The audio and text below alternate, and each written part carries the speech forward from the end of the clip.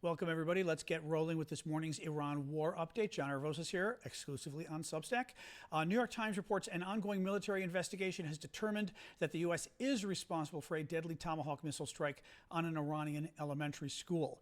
New justification for the war coming out of the administration. Yesterday, Witkoff, who's Trump's top negotiator, not very experienced at all in foreign policy, Witkoff claimed Iran would have had 30 to 40 nuclear bombs in the next year if we didn't invade.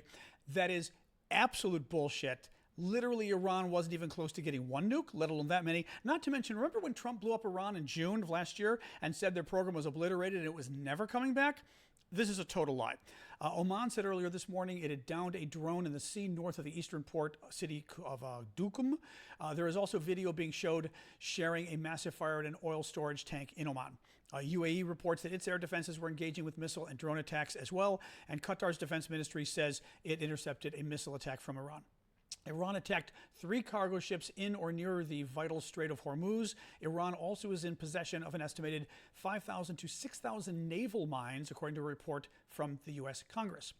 Iran said today that we should prepare for $200 a barrel oil. Oil is currently in the $80-some range. The highest price on record was $147. Experts don't think it's going to go to $200. Research by Capital Economics has warned a repeat of that figure is possible, the 147 figure, in a worst-case scenario, meaning there is huge damage to energy infrastructure across the Middle East. That is not happening yet. U.S. gasoline prices for regular are up again to $3.58 a gallon today. The Wall Street Journal reports that the International Energy Agency said its member countries would release 400 million barrels of oil from their emergency stocks, the largest reserve distribution in history, in a bid to bring prices down. Also, the U.S. military warned Iranian civilians to stay away from the ports along the Strait of Hormuz, which Iran is using to attack international shipping. Presumably, this is because we plan to start taking out those ports to preserve the shipping, of course.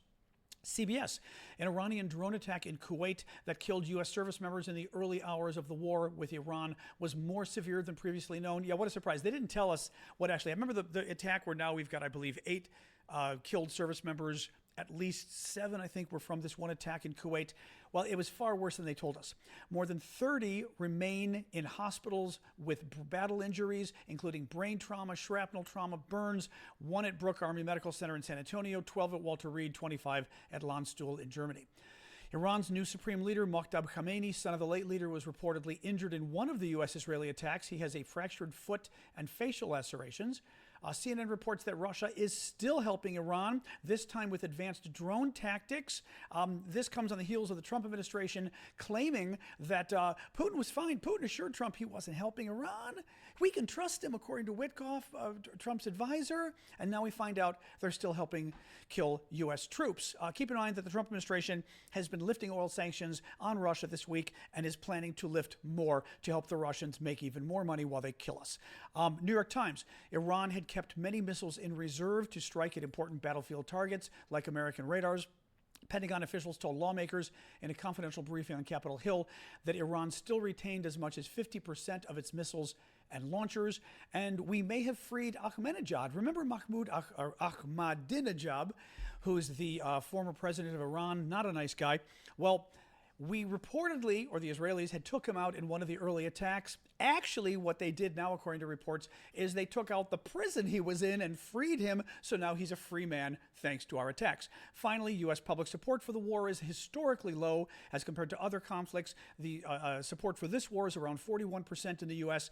The 1991 invasion of Afghanistan was at 92%, 1991 Gulf War, 82%, 2003 Gulf War, the war against Iraq, was 76%, 1999 Kosovo War, taking on the Serbians, was 58%, and the 2011 Libyan action was 47%, still better than 41%. That is it for today, guys. This was just a quick update. I will see you tonight at 6 o'clock Eastern on my show, where we'll be updating about this and all the other national and international news. Thanks, guys. Have a good day.